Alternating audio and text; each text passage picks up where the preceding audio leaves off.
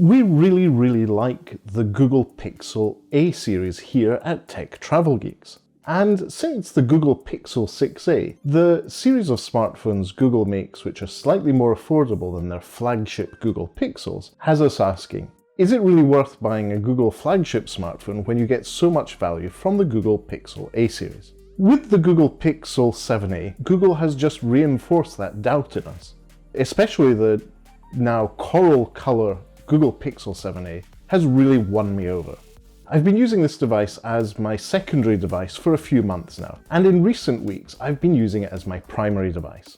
So let's see what the Google Pixel 7a is like after a few updates and a few months of use.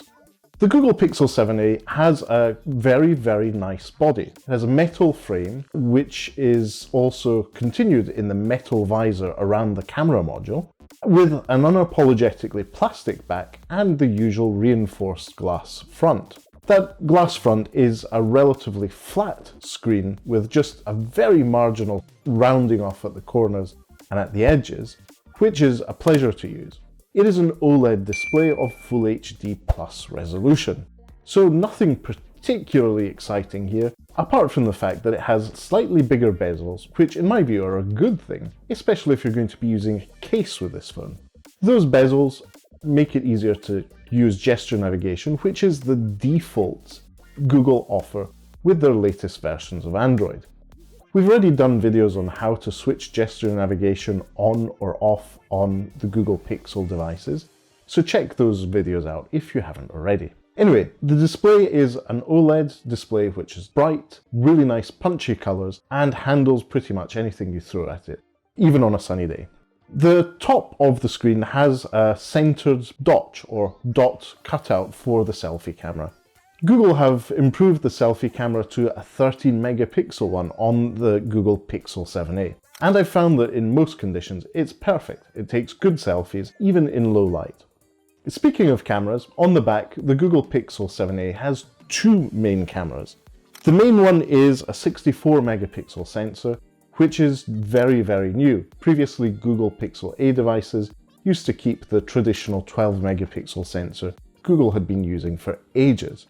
But with the Google Pixel 7a, they definitely bumped things up to a 64 megapixel sensor, which performs even better in low light, not just because of the software, but because of the actual hardware in the device. That is also paired up with a 13 megapixel ultra-wide camera.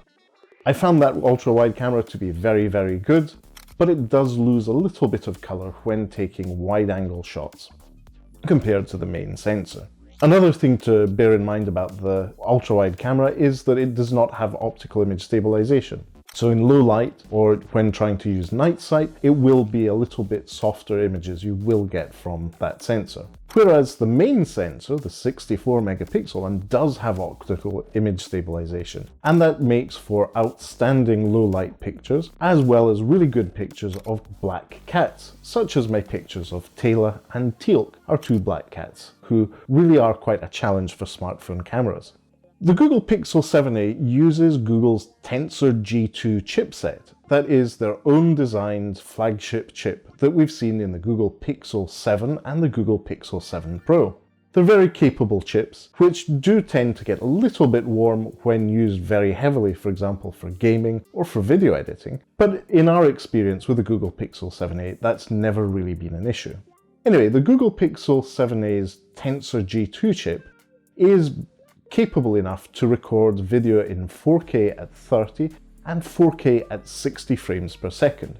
So if you're someone who is a content creator, this is a really big benefit to being able to film content and then slow it down in post, as our Chief Aperture Officer, I'm sure, will appreciate. So the cameras on the Google Pixel overall have impressive specs, but in day-to-day use, just pointing and shooting to take pictures, they just take outstanding pictures for a device in this price category. And this really is the sort of thing that makes me wonder, is it worth buying a flagship phone in 2023? It is one of those things that is just really easy to do, just like the rest of Google's operating system. It's simple, no frills, not too many whistles, but what is there really does enhance your overall experience. The Android version on the Google Pixel 7a as it came out of the box was Android 13, which by May 2023 had matured nicely and had had quite a few feature drops. In early October 2023, the Google Pixel 7a got Android 14, and there were very few issues remaining for the operating system to iron out. After months of beta releases, which I did not run on the Google Pixel 7a, there was just quite a lot of refinement coming to the operating system and the user interface, as well as a few other tiny improvements to the camera features and performance.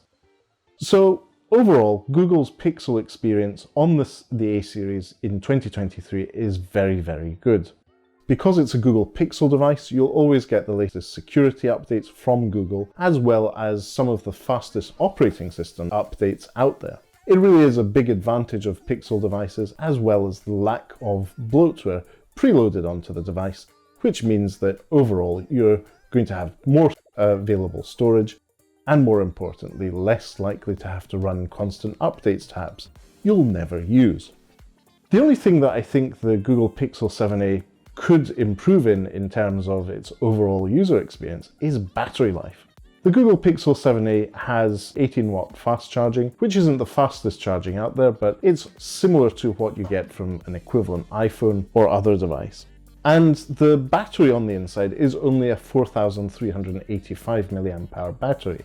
Whilst for most people in day-to-day use that will be more than enough. If you're a heavy photographer or you take a lot of video, that will be something that will drain it. Just watching video and playing YouTube Shorts, Instagram Reels, TikToks, whatever you young people watch, is not going to be a big drain on the battery. But where I found that it does tend to be a lackluster experience is when recording content, especially video. So bear that in mind.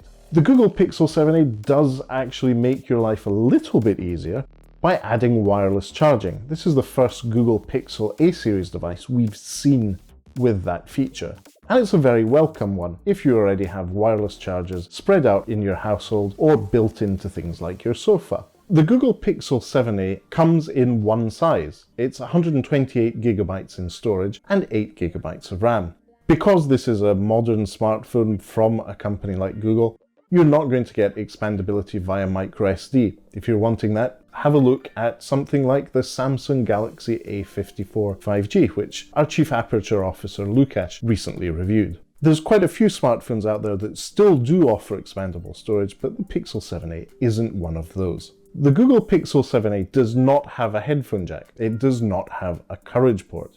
By now, we're used to this, but it would have been nice to have that since it is a slightly more affordable device, and headphone jacks are useful for not just practicality, but for some accessibility use cases. Under that lovely OLED display of the Google Pixel 7a, you'll find a fingerprint reader. It's on a par with the one on the more expensive flagship devices such as the Google Pixel 7 and the Google Pixel 7 Pro. It's reliable, it seems to work fast enough, and I've had no issues whatsoever with it.